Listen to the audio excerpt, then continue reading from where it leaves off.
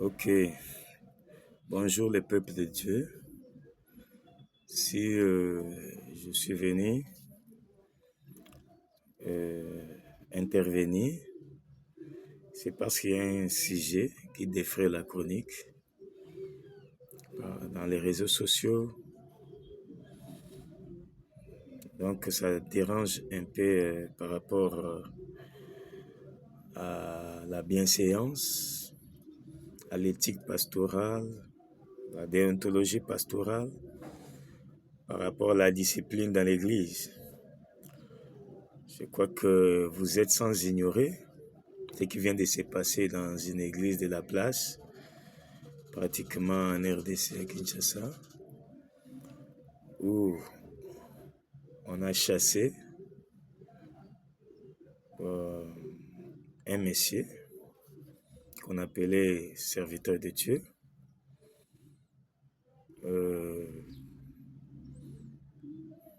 À travers les réseaux sociaux étaient vraiment disponibles pour prendre les images et diffuser ça au travers dans le monde entier. Donc c'est une pratique qui n'est pas encouragée. C'est passé Kinshasa en RDC. Et pratiquement, ça n'édifie pas les corps du Christ, ça n'édifie pas les chrétiens, la manière de faire. Alors, s'il faut se référer à la Bible, par rapport aussi à la maturité et à la sagesse chrétienne, qu'est-ce que nous allons dire par rapport à ça et qu'est-ce qu'il fallait faire en réalité? J'aimerais apporter la lumière là-dessus. Je me présente, je suis le révérend docteur Roger Mbambi,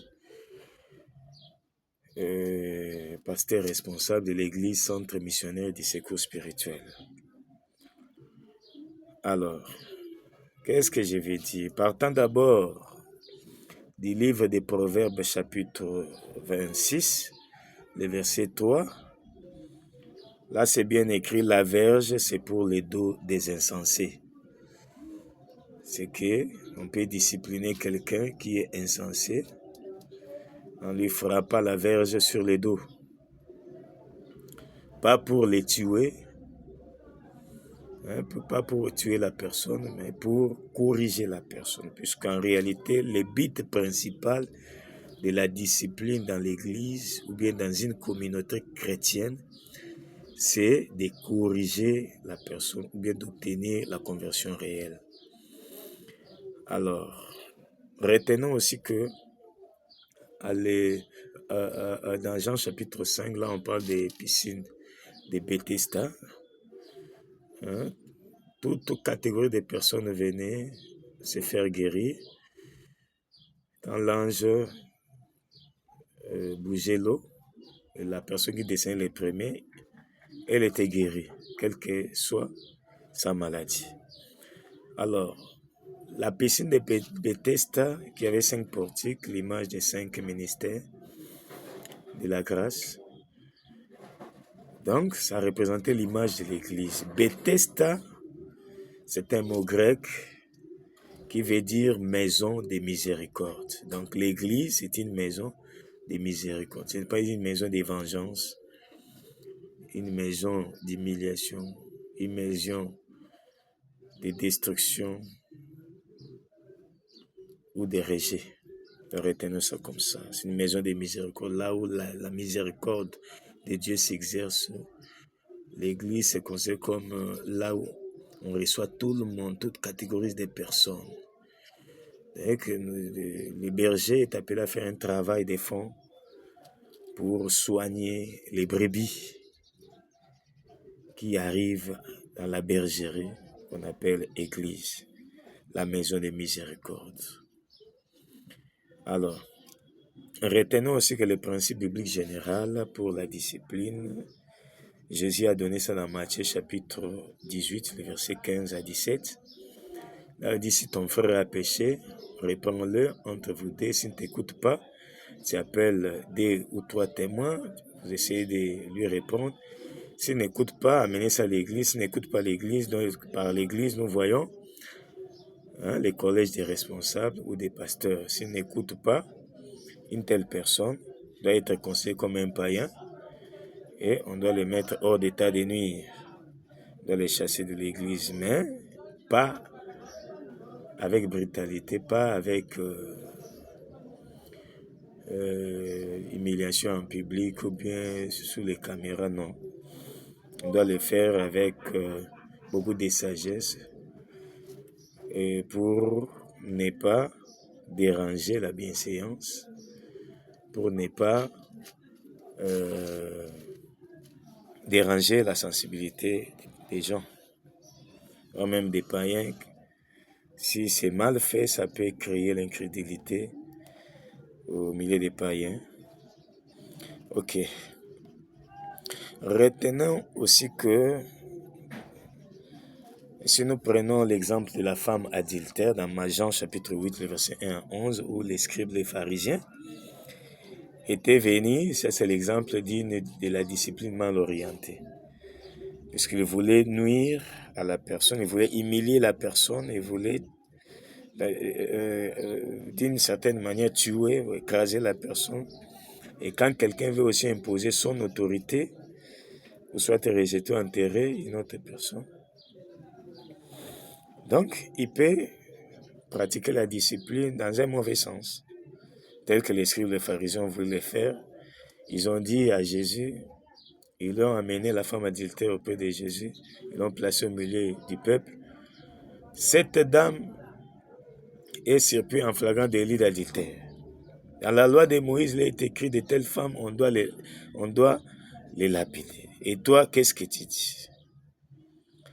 Jésus a baissé la tête en écrivant sur la terre, en leur répondant, celui qui n'a pas péché, jette le premier la pierre sur elle. Accusés par leur propre conscience, tel qu'il est écrit dans verset 9, des plus grands aux plus petits, ils se retirèrent. Et la femme est restée seule. Jésus a dit, personne n'est condamné.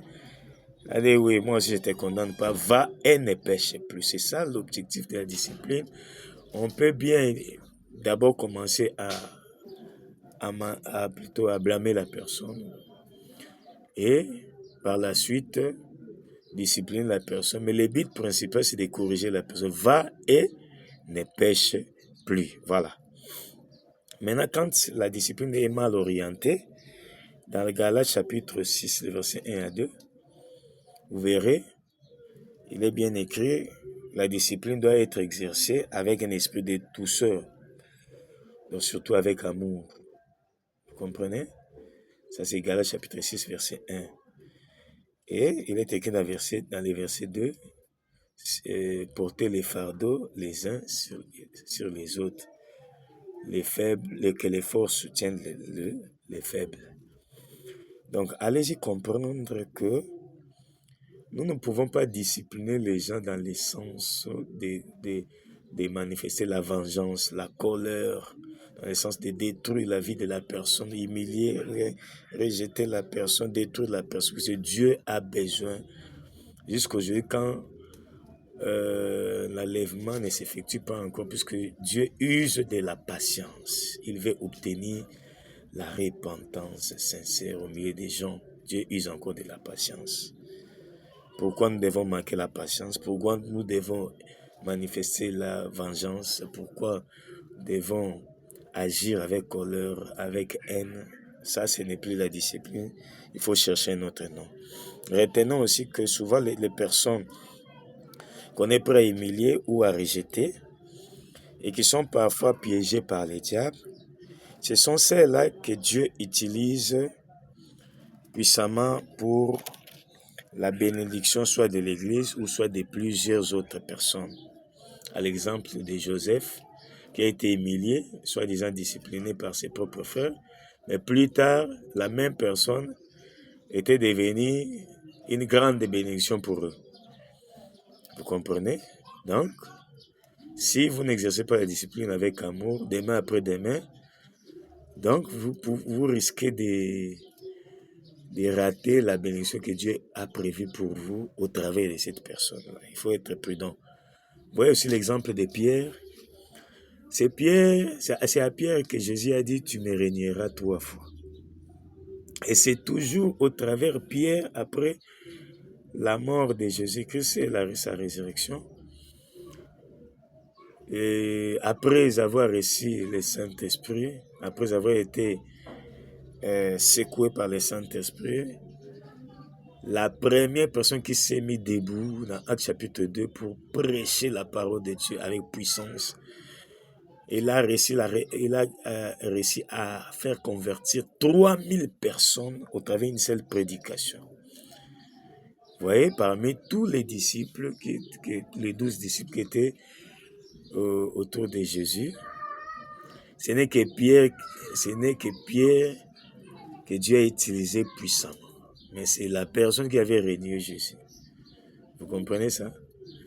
Donc, allez-y comprendre que de telles personnes réclamées par les diables, ce sont les mêmes personnes que Jésus avait dit, Pierre, j'ai vu Satan te réclamer pour t'éclamer comme les fourmis, mais j'ai prié pour toi. De telles personnes, il faut les soutenir dans la prière. Puisque c'est le Saint-Esprit qui convainc l'homme du péché pour la repentance sincère. Il faut beaucoup soutenir de tels gens dans la prière. Si vous ne savez pas demain, après-demain, qu'est-ce que Dieu peut faire pour vous en bénéfice au travers de telles personnes. Donc, allez-y comprendre que s'il s'agit de l'accusation d'un ancien, il faut que cela se passe avec la déposition de 2 ou de 3 témoins, avec des preuves palpables, tangibles bien sûr, tel qu'il est écrit dans 1 Timothée chapitre 5 verset 19. On ne peut pas accuser un ancien facilement comme ça et on accepte sans pour autant qu'il y ait la déposition de 2 ou 3 témoins avec des preuves irréfutables. S'il n'y a pas de preuves, il faut toujours sauvegarder la vie des anciens. Alors, quelle que soit l'erreur commise par un ancien, il faut gérer ça avec tact et stratégie, beaucoup de sagesse, beaucoup de maturité. Alors, si la personne récidive, en cas de récidive, comment est-ce qu'on peut procéder? L'erreur, une fois commise, on peut considérer que l'erreur est humaine. Pour la deuxième fois, on peut considérer que c'est une faute lourde qu'on peut sanctionner sévèrement. Surtout si la faute commise éternue l'image de la personne, et surtout si ça ternit l'image de l'Église, en tout cas, on doit sanctionner sévèrement, sinon on risque d'être considéré comme l'Église qui encourage de telles bêtises. Alors, s'il faudrait sauver la personne, aider la personne à la conversion, à la correction, s'il y a un moyen pour faire déplacer la personne vers une autre église, un autre milieu, et mettre les moyens qu'il faut pour solutionner les vrais problèmes, aider la personne. Et si la personne récidive 3e fois, ça devient une habitude ou bien un comportement qui se traduit par un caractère inchangeable. Ce n'est que l'influence, tantôt l'influence du milieu, tantôt la nature héréditaire ou la nature pécheresse qui pousse la personne à agir ainsi. Des problèmes comme ça, il faut beaucoup prier pour la personne et demander le Saint-Esprit de lui convaincre du péché, en référence de Jean chapitre 16, verset 8. Alors, dans de tels cas, s'il n'y a pas moyen, il y a le cas de récidive 3 fois, on peut chasser la personne, mais en évitant la caméra. Et pour préserver sa dignité. Les modèles par excellence de la discipline, je disais tantôt, c'est dans Matthieu chapitre 18, 15 à 17, où on procède par interpeller la personne entre vous deux. S'il n'écoute pas, vous appelez 2, 3 témoins. S'il n'écoute pas, vous amenez l'affaire à l'église. S'il n'écoute pas, conseillez la personne comme un païen. C'est ça les modèles par excellence pour l'église. Que mon Dieu vous bénisse.